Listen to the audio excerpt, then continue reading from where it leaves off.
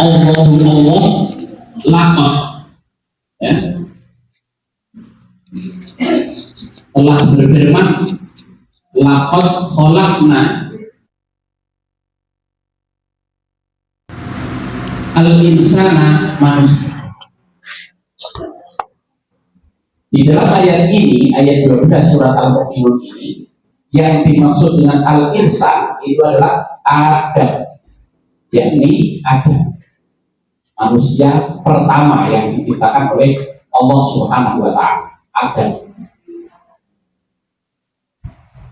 Min sulalatin, dari suatu sari mati atau intisari, ya. Sulalatin dia min salal syai'a min asy-syai' ay istakhrajtuhu minhu wa huwa khulaqatuhu. Kata-kata sulalatin, lafaz sulalatin itu berasal dari perkataan salal syai'a min asy-syai'. Apa artinya? Aku telah memeras sesuatu darinya. Yang dimaksud adalah intisari dari sesuatu itu. Jadi sulalah itu artinya adalah intisari atau saripati. Seperti ibu-ibu dengan masak apa umpami sayur rojek itu bahannya apa paling utama? Santan. Santan itu kan berasal dari klopo yang diparut, gitu. Setelah diparut kemudian diperas. Nah, hasil perasan berupa santan itulah disebut sulal, intisari atau sari mati dari kelapa yang sudah diparut itu menjadi sulal. Sulala itu, kalimat sulala itu seperti itu maksudnya. Kami Allah telah menciptakan Adam dari saripati atau intisari, mitin, ya, berasal dari tanah. Jadi Adam oleh Allah diciptakan dari saripati tanah.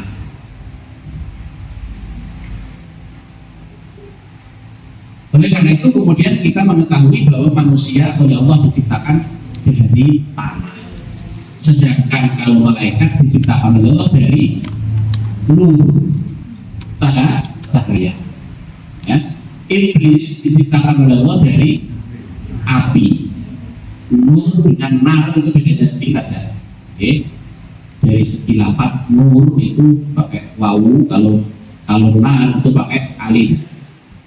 Tapi dari segi sifat, karakter dan sebagainya bertolak belakang. Malaikat itu adalah makhluk Allah yang selalu taat kepada Allah. Sedangkan iblis itu adalah yang selalu taat. Manusia diciptakan oleh Allah dari tanah. Karena itu ketika sudah tidak ada di dunia ini, maka dia kembali ke tanah. Dan dikebumikan, maksudnya dikembalikan ke bumi. Itu seperti ayat yang dibacakan Pak Taufik ini, minha khalaqnakum wa fiha nu'idukum wa minha nukhrijukum taratan ukhra. Dari tanah kami menciptakan kamu, kemudian kembali ke tanah kami kembalikan kamu, dan dari tanah kelak kami akan bangkitkan kamu. Wa minha nukhrijukum taratan ukhra. Itu kalau manusia sudah meninggal disebut telah dikebumikan, ya, karena kembali ke bumi. Nah, ini yang perlu kita pahami, yaitu ayat bapak kita yang pertama Adam. Berikutnya ayat yang ke-13, summa ja'alnahu nutfatan fi qararin makin. Suma kemudian ja'alna kami menjadikan dia di sini, ya, ditafsirkan sebagai al-insanu naslu Adam, yaitu manusia atau keturunan Adam, sudah anak keturunannya Adam. Jadi guru, walaupun dia sama-sama manusia, tapi guru di ayat 13 ini maksudnya adalah manusia yang anak keturunannya Adam. Jadi sudah, kalau Adam diciptakan oleh Allah dari salimati tanah, sedangkan manusia anak keturunan Adam itu bagaimana prosesnya kita baca di sini, ya. Nutfatan, dari nutfah. Apa itu nutfah? Manian, yaitu air mani, berasal dari air mani, fi qararin makin, yang berada di dalam tempat yang kokoh. Di mana tempat yang kokoh itu? Dua ar-rahim, yaitu di rahim. Jadi manusia yang menjadi keturunan Nabi Adam selanjutnya tidak lagi dari lempung, sinting plek-plek, kemudian diberikan roh, tidak lagi begitu, tapi sudah diproses oleh Allah, berasal dari air mani yang tersimpan di dalam rahim seorang wanita. Ada proses, ya, pembuahan spermatozoa di dalam ovarium wanita, gitu. Di prosesnya seperti itu. Semua manusia di dunia seperti itu, kecuali dua, ya, Nabi Adam dan istrinya, dan kemudian Nabi Isa. Ya, Nabi Isa tidak melalui proses pembuahan sel telur seperti ini, tetapi langsung ditiupkan ruh kepada ibundanya, yaitu Maryam. Maryam itu adalah putri dari Imron dan istrinya Hannah. Imron itu adalah saudara dari Nabi Zakaria, sehingga Maryam itu adalah keponakan Nabi Zakaria. Oleh karena itu, ketika Maryam melahirkan putranya, beliaulah yang kemudian mengasuhnya, ya, beliaulah yang kemudian mengasuhnya, karena tidak berayah, gitu, tidak berayah. Lalu dari situ kemudian ada keyakinan yang sesat. Kalau begitu ayahnya adalah Allah, yaitu sesat. Itu dibantah oleh Allah dalam surat Al-Ikhlas, lam yalid walam yulad. Allah itu tidak mempunyai anak dan juga bukan anak dari siapapun. Ya, kok bisa? Memang ayatnya begitu. Kita tidak boleh berpikir tentang zat Allah, tetapi diperintahkan untuk berpikir tentang apapun, tentang segala sesuatu alam raya ini, karena kalau kita berpikir tentang zat Allah pasti akan binasa. Tafakkaru fi kulli syai'in wa la tafakkaru fi dzatillahi fatahlaku. Berpikirlah kamu tentang apa saja segala sesuatu yang itu bisa mengantarkan kita kepada kesimpulan kebenaran, tapi jangan berpikir tentang zat Allah. Kalian akan binasa, karena Allah itu mukhalafatun lil hawadits, berbeda dengan makhluk, tidak sama. Baik, kita kembali ke ayat 13. Jadi kemudian kami menjadikan manusia, yang dimaksud manusia adalah keturunan Nabi Adam, dari nutfah, dari air mani yang berada di dalam tempat yang kokoh. Bagaimana proses pembuahannya? Ayat yang ke-14. Summa khalaqna nutfata alaqatan.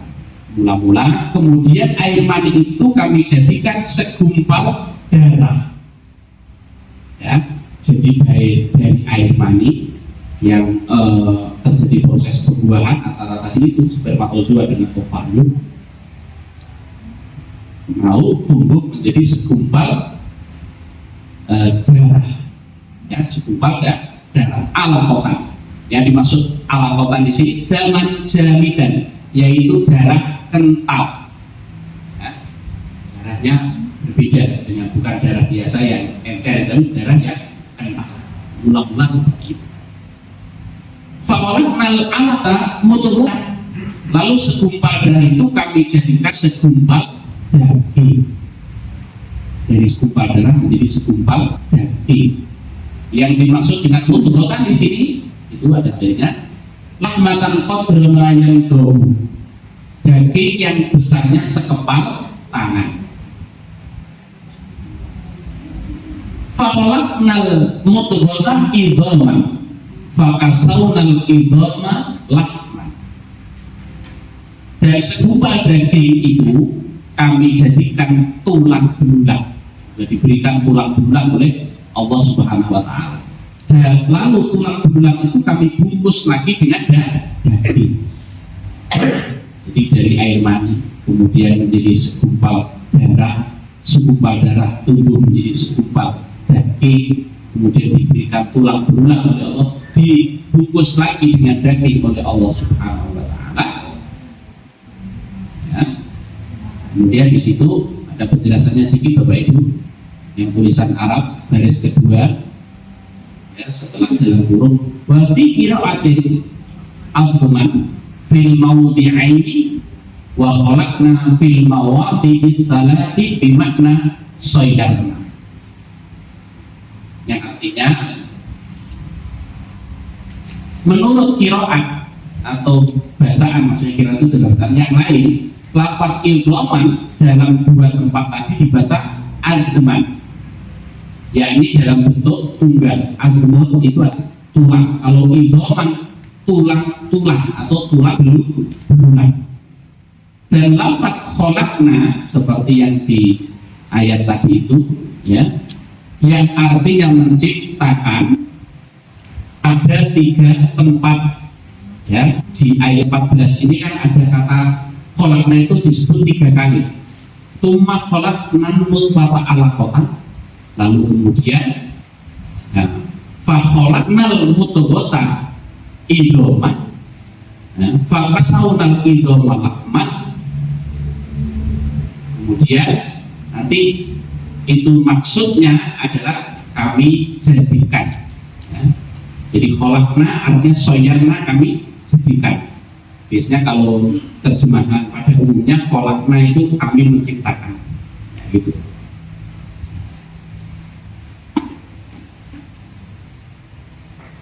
Jadi ada tiga kholakna. Summa kholakna nutfata 'alaqatan fa kholakna 'alaqatan mudghatan fa kholakna mudghata idhoma, gitu.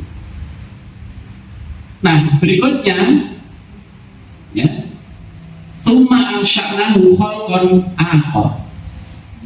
Kemudian, ya, kami jadikan dia sebagai makhluk yang lain.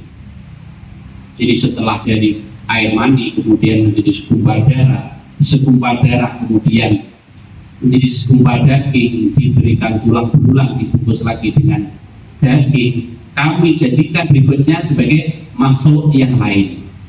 Bagaimana yang dimaksud dengan makhluk yang lain itu?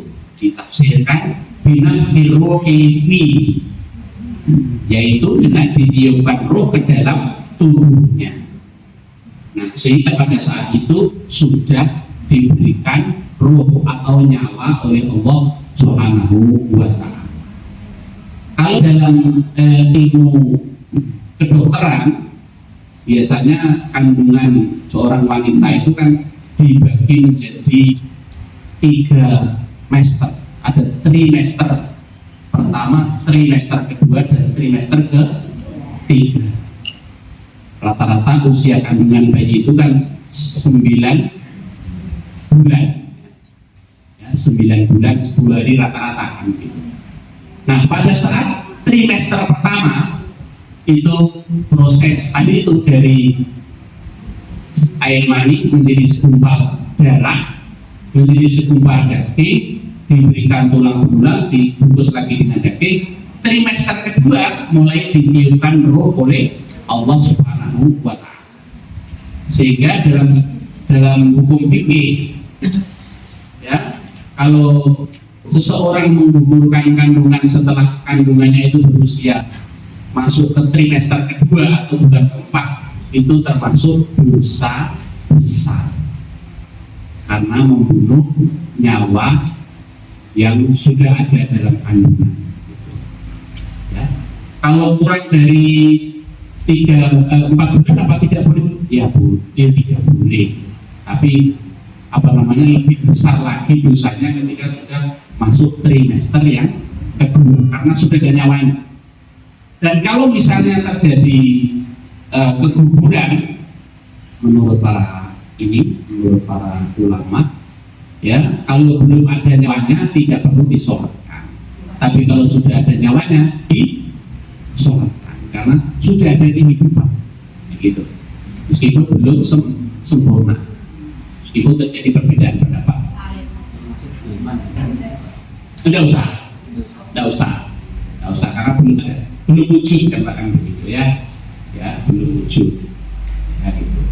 Jadi itu prosesnya Bapak Ibu ya, diceritakan oleh Allah Subhanahu wa Ta'ala di dalam ayat ini, sehingga bisa kita simpulkan ya, begitu rumit dan sesungguhnya proses kejadian manusia kalau kita renungkan tidak pantas kita menyombongkan diri ya, karena dari sebuah air yang hina kan sesungguhnya kan begitu ya, lalu kemudian dijadikan berlapis-lapis bertahap oleh Allah Subhanahu wa Ta'ala seperti itu. Kemudian berikutnya, fatabarakallahu ahsanul khaliqin, maka maha sucilah Allah pencipta yang paling baik. Bapak Ibu para jemaah rahimahullah, ayat ini ketika dibacakan oleh Rasulullah SAW kepada para sahabat, Rasulullah membacakan sampai summa ansha'nahu khalqan akhar. Tapi kemudian Umar bin Khattab yang hadir dalam majelis itu melanjutkan fatabarakallahu ahsanul khaliqin. Ya, ada belum dibacakan oleh Rasulullah, tapi karena membaca rangkaian itu tadi secara spontanitas, Umar membaca fatabarakallahu ahsanul khaliqin. Maha sucilah Allah pencipta yang paling baik. Lalu kemudian Rasulullah menyebutkan, yaitu sambungan ayatnya yang di ujung gitu.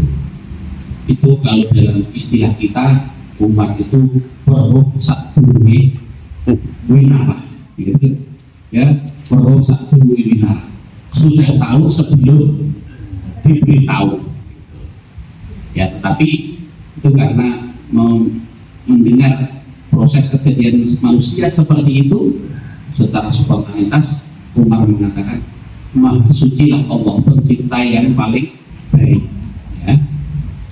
Ai al-muqaddirina wa mumayyizu ahsani mahdzufin lil ilmi bihi ai khalqan.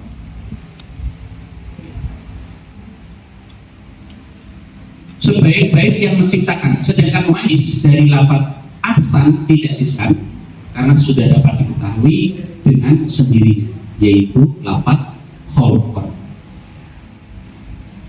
Jadi dari situlah kemudian manusia hidup ya, di alam rahim ibunya, kemudian lahir ke dunia ini.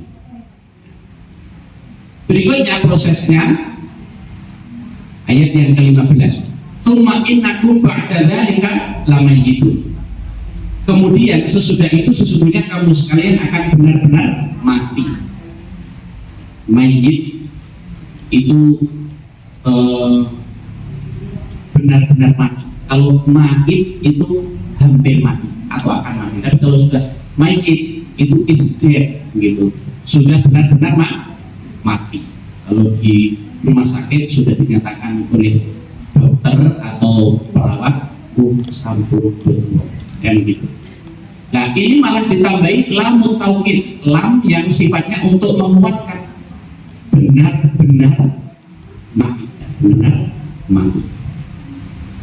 Tapi di sini diterjemahkan akan mati karena sebelumnya akan hidup, lalu nanti pasti akan mati. Setelah kematiannya itu, yang terakhir ayat yang ke-16, Allah menyebutkan tsumma innakum yaumal qiyamati tub'atsun. Kemudian sesungguhnya kamu sekalian akan dibangkitkan di hari kiamat. Ya.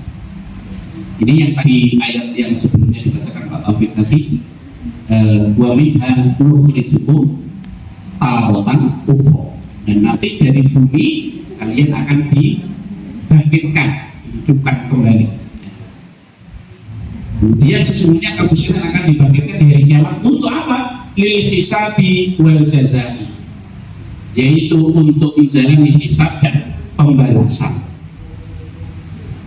Untuk menjalani hisab dan pembalasan. Bapak Ibu para jamaah rahimahullah, sehingga dari ayat ini maka kita harus memahami, ya, menyadari siapa diri kita.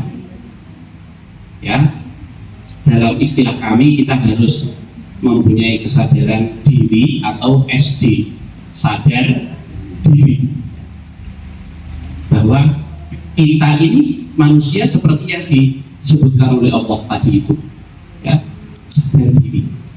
Nah, untuk apa kita ini diciptakan oleh Allah Subhanahu wa Ta'ala? Itu yang harus kita sadari. Kita ini adalah manusia yang diciptakan oleh Allah untuk beribadah kepada-Nya dalam hubungannya dengan Allah Subhanahu wa Ta'ala.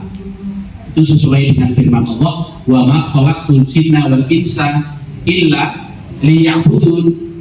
Tidak kami menciptakan jin dan manusia kecuali dengan tujuan supaya mereka menyembah. Supaya mereka menyembah. Nah, ibadah itu ada dua macam. Yang pertama yang disebut dengan ibadah makhdhah, ibadah yang khusus, yaitu segala bentuk penyembahan kepada Allah yang sudah ditentukan tata caranya, bagaimana bacaannya, kapan waktunya, itu namanya ibadah makhdhah. Ibadah makhdhah kita tidak boleh membuat ketentuan sendiri, sudah ditentukan tata cara kaifiahnya oleh Rasulullah SAW. Misalnya sholat itu mulai dari takbiratul ihram sampai salam, ya seperti itu. Tidak boleh kita membuat aturan sendiri.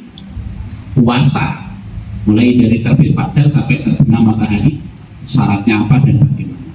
Haji, ya, maka kita akan haji ifrad atau tamattu atau qiran, itu nanti ada ketentuannya. Bagaimana kalau umroh, itu cukup dengan ihram, tawaf, sa'i dan syukur. Itu disebut sakur, kan gitu.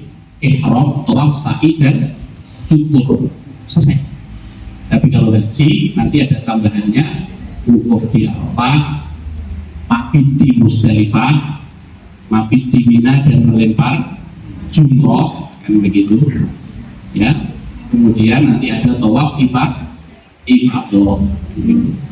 sudah ditentukan. Rasulullah bersabda, khudhu anni manasikakum, ambillah dariku oleh kalian manasik kalian. Tidak boleh keluar dari itu. Itu namanya ibadah. Sedangkan yang kedua, ya, ibadah amat, ibadah dalam pengertian umum. Semua kebaikan yang kita kerjakan yang tidak bertentangan dengan ketentuan syariat pada umumnya serta diniatkan untuk mendapatkan ridho Allah juga bernilai ibadah. Seperti sekarang ini telah bersilaturahim, menyambung tali kekerabatan, ibadah. Karena silaturahim secara umum diperintahkan. Wa taqullaha alladzi tasaaluna bihi wal arham. Perintah untuk bersilaturahim digantikan dengan perintah untuk bertakwa kepada Allah Subhanahu wa Ta'ala. Menuntut ilmu, ibadah. Karena dengan menuntut ilmu itu maka kita menjadi tahu mana yang hak dan mana yang batil. Kita beragama harus dengan ilmu, tidak boleh berdasarkan angan-angan saja, perkiraan saja. Gitu. Makan dan minum juga ibadah. Karena dengan makan dan minum tubuh kita menjadi sehat. Kalau tubuh kita sehat, maka kita bisa melaksanakan perintah Allah, sholat berjamaah di masjid dan sebagainya. Jadi intinya segala suatu kebaikan yang kita niatkan untuk meraih ridho Allah, ibadah secara. Sedangkan dalam kehidupan dengan sesama manusia di alam raya ini, kita manusia harus memahami bahwa kita adalah khalifah di muka bumi. Ya. Wa idza qala rabbuka lil malaikati inni ja'ilun fil ardi khalifah. Ya, ingatlah ketika Tuhanmu berfirman kepada para malaikat, sesungguhnya aku hendak menjadikan di muka bumi ini khalifah, itu manusia. Ini dikatakan oleh Allah ketika Adam diciptakan kepada para malaikat. Jadi itu yang harus kita sadari, Bapak. Dalam hubungannya kepada Allah SWT secara vertikal kita mempunyai tugas ibadah. Tapi dalam hubungan dengan sesama manusia dan alam raya kita adalah khalifah. Ini yang disebut dengan sadar diri. Kemudian yang berikutnya kita juga harus mempunyai kesadaran sadar mengenai posisi kita, yaitu SMP, sadar mengenai posisi. Kalau di sekolah kan sekolah menengah pertama, setelah sekolah dasar kita berlanjut ke sekolah menengah pertama. Tapi dalam proses kehidupan ini kita setelah sadar diri, maka kita harus sadar juga mengenai posisi kita saat ini, bahwa kita harus tahu di mana kita ini. Ya. Nah, untuk itu kita menyadari seperti yang digambarkan oleh Allah di dalam surat Al-Baqarah ayat 28 ini. Mari kita baca. Kaifa takfuruna billah wa kuntum amwatan fa ahyaakum tsumma yumitukum tsumma yuhyikum tsumma ilaihi turja'un. Kaifa takfuruna, bagaimana atau mengapa kamu kafir? Ya ahli Makkah, hai warga Makkah. Jadi ayat ini diturunkan oleh Allah di Makkah sebelum Rasulullah hijrah ke Madinah. Ayat yang seperti ini yang kemudian disebut dengan ayat-ayat Makkiyah. Golongan ayat-ayat yang diturunkan oleh Allah di Makkah atau sebelum Rasulullah hijrah ke Madinah. Billahi kepada Allah, ya. Wa padahal qad sesungguhnya untuk kalian tadinya amatan mati. Ya. Apa yang dimaksud dengan kalian sebelumnya mati itu, yaitu nutfan fil aslabi, ketika kamu masih menjadi mani dalam sulbi bapakmu. Ini yang terhubung dengan ayat 13 tadi dari surat Al-Mu'minun. Ya, 13 dari surat Al-Mu'minun kan juga mengatakan begitu tadi. Tsumma ja'alnahu nutfatan fi qararin makin. Kami jadikan kamu itu dari air mani yang berada di tempat yang kokoh, yaitu rahim kita. Jadi dulunya kamu tidak ada. Ya, fa'ahyakum, lalu kemudian Allah menghidupkanmu fil arhami wa dunya binafsir ruhi fikum, ya, yaitu lalu kamu dihidupkan di dalam rahim ibumu dan di dunia dengan jalan meniupkan roh pada tubuhmu. Wal istifhamu lita'ajub min kufrihim ma'aqiyamil burhan au litawbih. Pertanyaan di sini kan tadi ditanyakan oleh Allah, mengapa kamu kafir? Mana kamu kafir? Begitu. Pertanyaan dalam ayat ini untuk menyatakan keheran atas kekafiran mereka, padahal bukti-bukti cukup ada dan atau dapat juga sebagai celaan. Jangan kamu kafir, jelek sekali kamu itu kafir, ya. Dan kecaman terhadap mereka. Kamu itu dunia tidak ada, lalu kemudian Allah menghidupkanmu, ya, menghidupkanmu. Nah, menghidupkan itu dimulai dari tadi, dari air mani menjadi segumpal darah, menjadi segumpal daging, tulang belulang, kemudian ditiupkan roh kepadamu. Ya, jadi di alam rahim, kemudian di dunia. Nah, sehingga pada saat ini kita sadari bahwa posisi kita di dunia, ya, di dunia ini. Rasulullah SAW sudah memberikan tuntunan kepada kita bagaimana seharusnya kita hidup di dunia ini supaya tidak salah arah, ya, supaya tidak salah arah. Hidup tidak boleh mengalir saja, tidak, jangan. Jadi kita harus mempunyai pegangan dalam hidup ini. Beliau mengajarkan kepada kita, ya, kun fid dunya ka'annaka gharibun au 'abirun sabil. Ya, mari Bapak Ibu kita lafazkan bersama-sama nasihat Rasulullah kepada kita. Kun fid dunya, kun fid dunya ka'annaka gharibun au 'abirun sabil. Sedikit balik. Kun fid dunya ka'annaka gharibun au 'abirun sabil. Itu artinya kun fid dunya, jadilah kamu di dunia, hiduplah kamu di dunia ka'annaka gharibun, seolah-olah kamu orang asing. Jadi kita hidup di dunia ini, kita bayangkan bahwa kita hidup di suatu tempat yang asing. Maksudnya kalau asing, ya kita tidak akan hidup di sisi selamanya. Ya, dari wong Jawa ibaratnya mampir ngombe. Kita cuma mampir ngombe, bahwa ini akan kita tinggalkan, lalu kemudian menuju tempat yang sesungguhnya, tujuan perjalanan berikutnya. Au abiru sabilin, atau seperti orang yang sedang dalam perjalanan.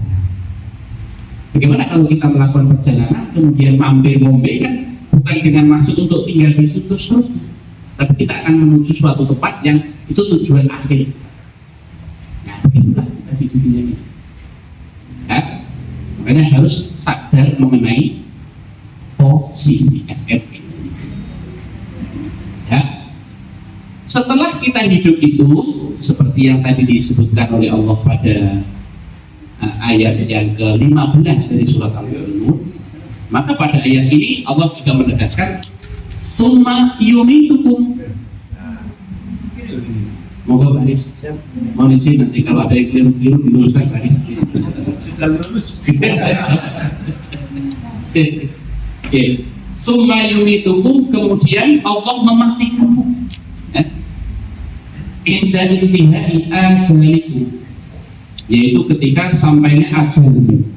Jadi setelah kita hidup di dunia pasti akan mati. Lagi kalau ayat yang ke-15, summa innakum ba'da dzalika lamayitun. Nah di sini disebutkan summa yumitukum, kemudian kamu akan dimatikan oleh Allah Subhanahu wa taala ketika sampai pada ajal. Semua kita tanpa kecuali, semua manusia dan semua yang hidup pasti akan mati. Allah sudah menegaskan pada ayat yang lain, kullu nafsin dha'iqatul maut. Semua yang bernyawa, yang bernafas pasti akan mati. Soal pendek panjang usia itu kan hanya perbedaannya itu saja. Ada usia manusia yang sampai 900 tahun. Kira-kira dengan dikasih umur 900 tahun punya rencana resonansi seperti apa?